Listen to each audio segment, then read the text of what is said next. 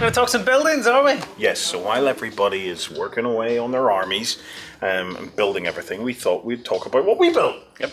Yeah? Loads of stuff. We did build loads of stuff, but this Sunday, for Backstagers, we're putting up for download for you guys all of our printouts that we have. But it wasn't only us that got involved in printouts. There is some seriously good stuff that we're going to be linking into the live blog very soon. The first of was Oriskany, which... Is he here? There he is there. Say hi. Come on over. Oriskany put together an entire history of Lloydislavia. Including the Luble. Yeah. So we built this environment, we called it Lloydislavia, and the thing about Team Yankee is the moment I realized that we could make this up, we did. And then he helped us do it. Can you take us through the key points, James, on the history of Lloydislavia? When the idea first came up, it was, I think you guys have traveled to Eastern Europe, you've been around Eastern Europe. I want to build the buildings in more of an Eastern European flavor. We want to have West invading East instead of vice versa. I'm sitting on my couch going, that's not going to work for... No, wait a minute. And the whole idea is it doesn't work in the 1980s. So what you do is you go back to the 1940s, you start throwing things around, and you set the Cold War on a different course to where it becomes inevitable. Not just So I threw something up real fast, but then a bunch of other guys jumped on the site as well. I can't remember everyone's screen names right now, but you guys know who you are. And so we started off with the Russians just had a much tougher time. Coming back through the rest of the Soviet Union, Poland, the rest of Eastern Europe, at the end of World War II, just to get people's attention, we said, let's start off with the successful assassination of Adolf Hitler in 1944. Better generals get in charge, the war slows down, before you know it. The end point is let's have the Soviet Union be a lot weaker, and the Warsaw Pact be a lot weaker in the 1950s, 60s, and 70s than they were historically. Let's have the United States not get bogged down in Vietnam. Let's have their military never take that shot below the belt, that blow to their confidence that was going to basically really cripple their... Kind of contained them, didn't it? Really cripple their... not cripple, that's probably the word, but definitely... deflated them? Their policies through the 70s and the 80s. That was definitely going to cause them a lot of problems. So let's have that never happen. So long story short, because too late for that. Sorry. We have a Soviet Union and a Warsaw Pact that's in much more trouble in 1985 than they were historically. They were in enough trouble, but now we put them in a lot more trouble. And just have a United States and a NATO that's a lot more aggressive, militaristic, and ready to cause some problems. Who did you wipe out to give me my land? Because I'm looking at the map going, I'm very close to Romania. It's all Transylvania. Is it all Transylvania? It looks like a big chunk of Hungary. You guys were just getting started, and you're like, we are going to have the sentence that sticks out is you guys were just starting to build these tables. One of the things you guys said about that was Lloydislavia is going to be a key energy production facility. Yeah. So I'm like, where's there a lot of oil in Europe? Okay, there we go. And plus, it's got the Slavia on the end of it. It sounds like it's there. It's perfectly positioned. We're going to be putting that up for you guys in the live blog for you to download. Thank you for that. Absolutely, thank you. Right, on to the buildings then. So, as well as doing all the rural areas, the big thing for us was we wanted to try and do the more kind of urban, industrial places to live, housing. But it's not really housing, it's just like big blocks. So Lloyd got to work on designing these, and do you want to talk us through how they work? Yeah? What do you mean, the construction of them or what? Yeah, well, how you designed them, point out some key bits on them, and... Well, basically, if I do it like that, if you've been watching our little vlogs and updates as we've been going, you can see they're all built on a wooden frame and they're all printed on like A3 paper, and it's basically folded around the frame and stuff like that. But we really wanted to get that Russian sort of prefab, throw them up. Very bleak sort of appearance. In huge numbers, hence why if you have a quick pan, it's basically the same building over and over and over again. But the interesting thing is, during our research of all of this is what we saw. Yeah, this is what we saw. And this is what we have seen in real life through traveling through parts of Eastern Europe. During the 60s, this is the kind of thing that went up. You know, they had these concrete templates and they just fired them up in huge kind of developments of the same building over and over and over again. So we got all these nice little touches on the actual textures and things because, I don't know, what's that right?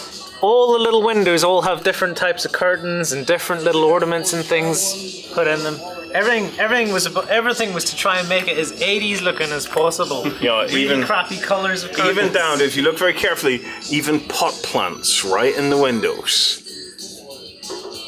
So, what you do is you print it out, and when you print it out kind of like this. So here's some of the test stuff. So we're going to be putting these up for you guys to download, and you can cut and paste it into your own, whether it be US letter or A4. Now, Well, no, it's only at A3 at the minute. yeah, they can cut and paste it themselves. So Are you going to cut it up? Yeah. Let them cut them up. Now, the real finishing touch, though, was all the banners and flags, and a huge. Which surprisingly had nothing to do with me. We didn't have to do it. A huge thank you to the community for doing that. It was a mixture of Commodore Rob, who's sitting down there very patient. Say hi, Commodore Rob! And our great friend Panzer Kaput, who created these beautiful Lloyd-Slavian banners and flags. Really, though, they're monstrosities. They are awesome. They are awesome. monstrosities. The key to this is they have aubergines on them, which is entirely important because Lloyd-Slavia is the world's #1 producer of aubergines. It's a grand claim to fame, isn't it? So what we did was we printed these out, and then John took us through what we did with them. Not very much. Right, once we had the flags cut out, we got a little toothpick. We then bent the flag around it, glued it down, and then we set Justin with a little red marker to go around the edges just to hide that. And how did you get the little flutter, the little flourish into the flag? Is it just bent or Yeah, it's just bent. Before you go in and you super glue it, you sort of bend it into shape a little bit. Then when you super glue it, it's good and rigid after that. Yeah. So it keeps that sort of shape to it. Let me let you into a tip. Justin has been going around putting the flags, right? And did you know, here's a hot fact of this, every flag in this, on every table, is blowing in the same direction. Yeah. He actually went round and fixed everyone in the same direction. Wait. Let me clarify. Okay. This was my execution. Lloyd's OCD. Oh, it's his OCD. I was about to blame this on your OCD, but it was his OCD. Now it makes sense. We were both laying out flags at the same time, and then I looked over to Justin, and then I looked at what I was doing, and I was like, it's going the wrong way, we're not being consistent here, it all has to go. So we started doing this with our arms to work That's out. 12 o'clock. Set them to 2 o'clock. 7 to 2 o'clock, Justin, and that's what we did. Yes, If you've ever wondered about attention to detail at a boot camp, that classically sums it up. That even the very flags have to point in the right direction. Yeah, and I have been doing the odd circuit to actually check and see. Has someone turned that to 1 o'clock? Yes. Do you know what, Justin? If it all goes wrong, all you have to do is stand in that corner like a big fart and just blow the whole lot over. Right, let's move on. I think the only person with the power to do this would be Warren. After I listened to a bit more Iron Maiden, guys, absolutely. Right. Let's get back to work. Okay, banners then, John, okay? The banners look amazing. Yes, the 'Cause banners one are of the top problems when you notch. make a concrete building over and over again is it lacks a lot of colour. It's very Yes. samey, yeah. These kind of do really solve the problem. They add a nice little splash. Because we've added them not only to the buildings, but these have become the flourish on the grain elevators and all the way through. We've even got old burned out buildings from the 40s that we've hung these banners from. We've created a real kind of patriotic Lord of Slavia, Lord of Slavia. There's like a graveyard over here. Yeah, check out the graveyard. It's full of flags. Come on over. You'll get a closer look at it. All going to 2 o'clock. Yep. And it was great because the flags just added that little extra splash of colour here and there. And up here, come and follow me up here. Yeah. We've got our border. Where are we having a border with here? That's the border with Hungary. Is that correct? Is this proper flag for that? Yes. Yes. And it was a great place to stick in more flags. I had more flags here. Who's been stealing the flags? Somebody's been stealing the flags. And Also, who's one or been two of them changing flags them? are not in the right direction, are they? So let's get back to the banners because they were very simple to do. Once you print them out, all we did was use giant matchsticks. Do you want to take us through it? Yep. So we have our big matchsticks. on. Let's go on. get cameraman in a position where you can. Okay, so actually you film can it. see it. Okay.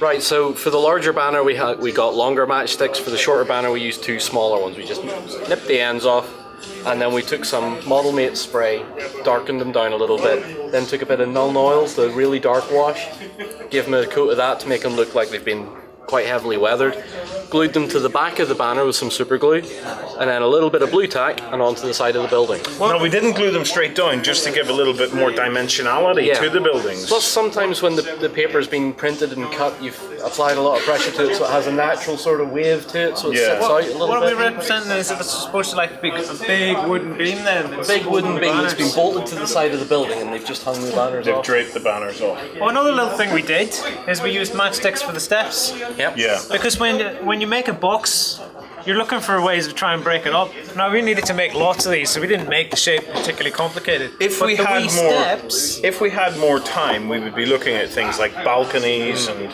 things to go along the roofs and stuff like that there. But a lot of it depends on how Team Yankee plays.